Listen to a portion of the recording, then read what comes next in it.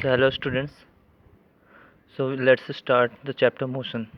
तो motion discuss करने पहले सबसे पहले टॉपिक देख लेते हैं। सबसे पहला जो टॉपिक आपका है मोशन। मोशन क्या होता है? तो सबसे बेसिक डेफिनेशन मोशन की यही है कि अगर कोई ऑब्जेक्ट अपनी पोजीशन को टाइम के रिस्पेक्ट में चेंज करता है या अपने रिस्पेक्टिव सराउंडिंग के रिस्पेक्ट में चेंज करता है तो उसी को हम क्या नाम देते हैं? मोशन। क्लियर है? That is if an object changes its position with respect to time और its surrounding then the object is said to be in motion. फिर मोशन को हमने कैटेगराइज किया दो पार्ट्स में, that is uniform motion and non uniform motion. Uniform motion उस motion का type होता है जिसमें कोई भी ऑब्जेक्ट या बॉडी आपका इक्वल डिस्टेंस कवर करता है इक्वल इंटरवल ऑफ टाइम में।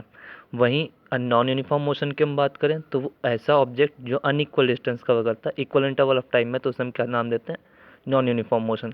अब अपने हम डे टू डे लाइफ की अगर बात करें तो जनरली ज़्यादातर हम नॉन यूनिफॉर्म मोशन को ही ऑब्जर्व करते हैं। यूनिफॉर्म मोशन जनरली ऑब्जर्व होता नहीं है, बहुत रैंडम केस में ही ऑब्जर्व होते हैं, लेकिन ज़्यादातर हम नॉन यूनिफॉर्म मोशन को ही डिस्कस करने वाले हैं। अब सबसे पहला टर्म हम डिस्कस करते हैं वो है डिस्टेंस। अब डिस्टेंस क्या होता है? Total path length covered by body, या टोटल पाथ लेंथ कहें या एक्चुअल पाथ लेंथ कहें, हम जो ऑब्जेक्ट मोशन के दरमियान जितने डिस्टेंस कवर करता है उसी को हम क्या नाम देते हैं? डिस्टेंस का। नेक्स्ट बात करते हैं डिस्प्लेसमेंट का। अब डिस्प्लेसमेंट का तो shortest possible length between two points, दो पॉइंट्स के बीच का शॉर्टेस्ट पॉसिबल लेंथ जो होता है उसी को हम क्या नाम देते हैं? डिस्प्लेसमेंट का। अब यहाँ पे एक और चीज़ डिस्कस कर लें, एक होता है आपका स्केलर क्वांटिटी, एक होता है आपका वेक्टर क्वांटिटी। स्केलर, एक होता है वेक्टर। तो स्केलर क्वांटिटी क्या होता है? जिसमें से मैग्नीट्यूड हो, ठीक है। और वेक्टर क्वांटिटी आपका क्या होगा? जिसमें मैग्नीट्यूड और डायरेक्शन दोनों हो। क्लियर है? तो सबसे बात करते हैं डिस्टेंस क्या होता है। डिस्टेंस हमेशा क्या होगा कि स्केलर क्वांटिटी हो, क्योंकि इसमें क्या होता है? सिर्फ मैग्नीट्यूड होता है। वहीं अगर हम डिस्प्लेसमेंट की बात करें तो उसमें क्योंकि डायरेक्शनल होता है, एक पॉइंट से दूसरे पॉइंट ऑफ डायरेक्ट होता है, दैट मीन्स ये हमेशा क्या होगा? Vector quantity. नेक्स्ट बात करते हैं हम स्पीड की। स्पीड क्या होता है? Total distance covered per unit time, कितना डिस्टेंस कवर कर रहा है ऑब्जेक्ट पर यूनिट टाइम में, उससे हम क्या कहते हैं? स्पीड। फिर उसके बाद आता है आपका इसकी जो यूनिट होती है वो होती है मीटर पर सेकेंड कह सकते हैं, या फिर हम किलोमीटर पर आवर कह सकते हैं। क्लियर है? इसी तरह वेलोसिटी की बात करें तो वेलोसिटी क्या होता है? Rate of change of displacement. Displacement में क्या चेंज आते हैं उसी को हम क्या नाम दे देते हैं? वेलोसिटी का। इसकी यूनिट क्या होगी? मीटर पर सेकेंड। फिर हम बात करते हैं graphical representation of motion. Motion को हम ग्राफिकली कैसे रिप्रेजेंट करते हैं? तो सबसे पहला आपका है distance time graph. Distance time graph के थ्रू हम कैसे इसको रिप्रेजेंट करें? तो सबसे पहले अगर यूनिफॉर्म मोशन की हम बात करें तो यूनिफॉर्म मोशन केस में क्या आता है? डिस्टेंस और टाइम के बीच में जो ग्राफ प्लॉट होता है वो आता है स्ट्रेट लाइन। स्ट्रेट लाइन को कहीं परपेंडिकुलर ड्रॉप करते हैं, तो अगर इधर डिस्टेंस हम s1 ले लें, ये टाइम ले लिया t1, फिर नेक्स्ट हमने लिया s2 और इधर परपेंडिकुलर ड्रॉप किया t2, तो स्पीड आपका क्या हो गया? Distance upon time. डिस्टेंस कितना हो गया? Change in displacement. डिस्टेंस कितना? s2 minus s1 upon t2 minus t1।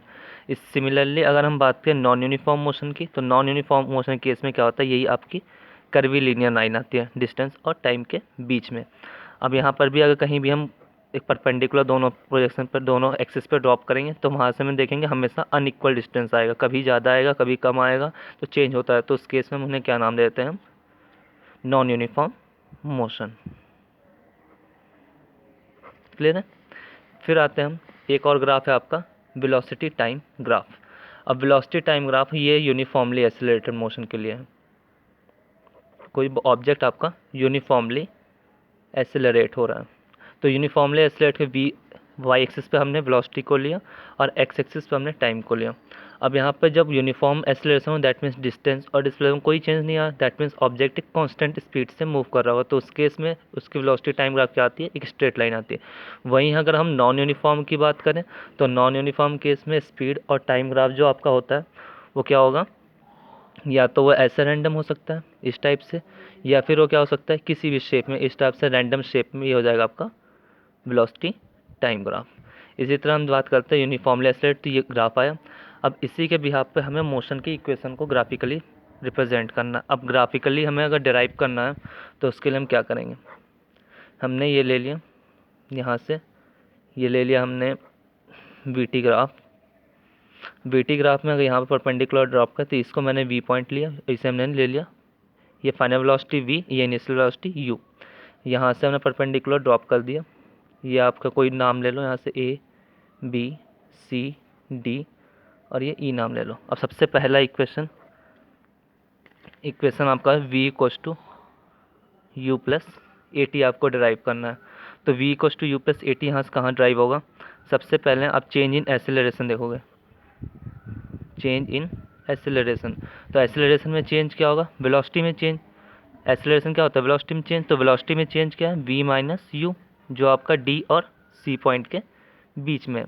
अब यहाँ से v माइनस यू आ गया और नेक्स्ट आपका टाइम आ गया और ये आपका हो गया एसिलरेशन। तो एसिलरेशन हो गया v minus u upon t. तो ये होगा ग्राफिकली यहाँ से represent v minus u equals to a t, that is v equals to u plus a t. आपका हो गया फर्स्ट इक्वेशन।